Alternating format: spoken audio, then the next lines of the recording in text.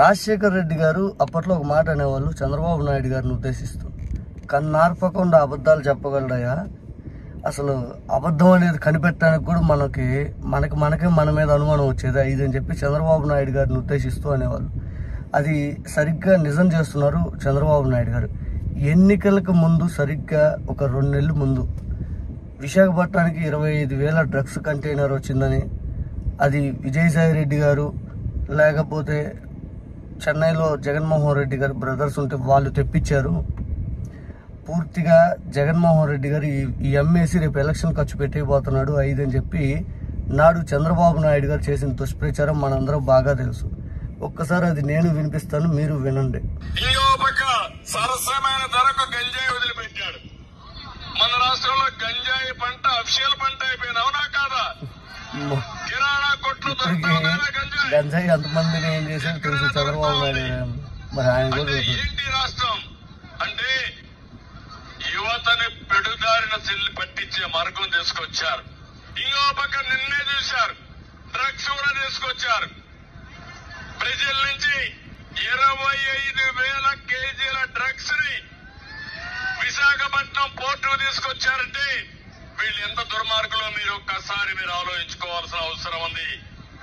అందుకే నేను ఒకటే చెప్తున్నాను, మన రాష్ట్రంలో ఉండే యువతకు విజ్ఞప్తి చేస్తున్నా, మళ్లీ మీ భవిష్యత్తుకు భరోసా ఇచ్చే బాధ్యత నాది. రేపు ఎన్నికల్లో వైఎస్ఆర్ కాంగ్రెస్ పార్టీని చిత్తుగా ఓడించి ప్రజలకు వాస్తవం చెప్పాల్సిన బాధ్యత మీది. ఏది అబద్ధపు హామీలు, మోసపూరితమైన విషయాలు మాట్లాడి దుష్ప్రచారం చేసి అధికారంలోకి వచ్చిన బాబు గారు వాస్తవంగా మాట్లాడితే 33,000 మంది అమ్మాయిలు అన్నారు. అక్కడ అసెంబ్లీలో స్వయంగా మీరే ఒప్పుకున్నారు. రంగులకే 3,000 కోట్లు, 4,000 కోట్లు, 5,000 కోట్లు ఖర్చు పెట్టారన్నారు.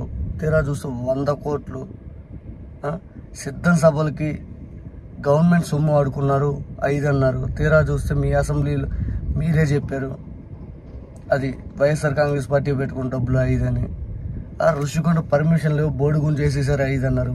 తీరా చూస్తే మీ అసెంబ్లీలో మీరే చెప్పారు ఋషికొండకు పర్మిషన్ తెచ్చుకోమని కట్టారు 5 అని.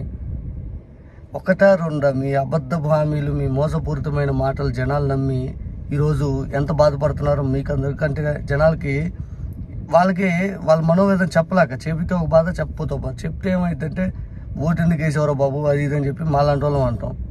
చెప్పలేకపోతేనే మనోవేదన ఊరితో చెప్పలేక వాళ్ళు వస్తూ ఉన్నారు. నిజం చెప్పాలంటే చంద్రబాబు నాయుడు గారు మీ దుష్ప్రచారం ఎలా ఉంటుందంటే, నిన్న ఆంధ్రప్రదేశ్కి 4 అవార్డులు వచ్చినాయి. ఇది పంచాయతీరాజ్ శాఖకు సంబంధించి. ఆంధ్రప్రదేశ్కి మొట్టమొదటిసారి ఇప్పుడే వచ్చినాయి, ఇంకెప్పుడు రాలేదన్నట్టు చెబుతారు. వాస్తవంలోకి వెళ్తే 2017లో జగన్మోహన్ రెడ్డి గారు 17 అవార్డులు తీసుకున్నాడు ఎట్ ఏ టైం. 2021లో 17 అవార్డులు తీసుకున్నాడు. దాని గురించి ఎప్పుడైనా మీరు మాట్లాడతారా? మళ్ళీ అసలు ఏం అభివృద్ధి జరగలేదు 5 అంటారు. ఇప్పుడు సిబిఐ వాళ్ళు ఈ డ్రగ్స్ సంబంధించి ఏమన్నారు ఒకసారి అది కూడా ప్లే చేస్తా వినండి.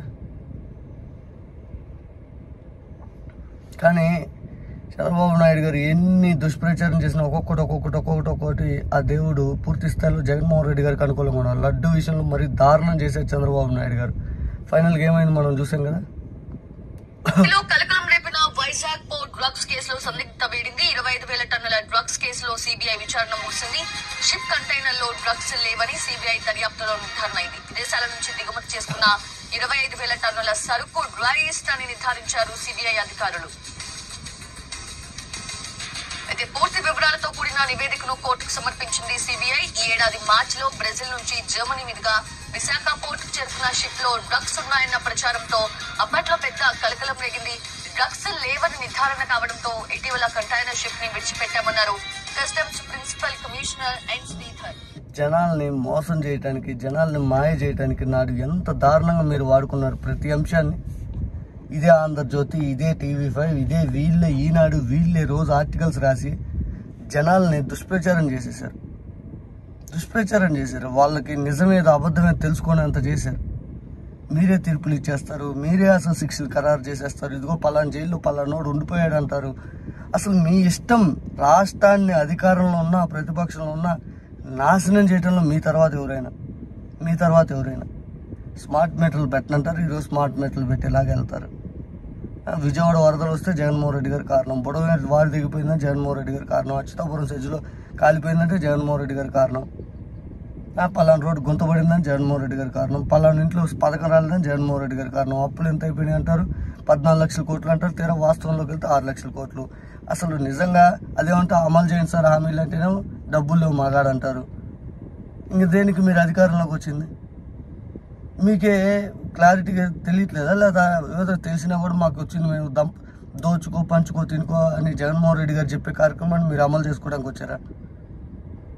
ఒక్క బడి బాగు చేయడం రాలా, ఒక్క విధానం మీరు చేయడం రాలా. 7 నెలల కాలంలో మళ్ళీ మంచి ప్రభుత్వం అని చెప్పి జనాల దగ్గర పోయి ఫోన్లు చేస్తారంట. ఏం పథకాలు వచ్చినాయి? మీరు అమలు చేస్తేనే కదా పథకాలు వచ్చినాయి. మీకంటే జూనియర్ జగన్మోహన్ రెడ్డి గారు 3 ఏళ్ళు పరిపాలించింది, వాస్తవం 2 ఏళ్ళు కరోనా పోతే ఎన్ని అమలు చేశాడు మీరే ఆలోచించుకోండి.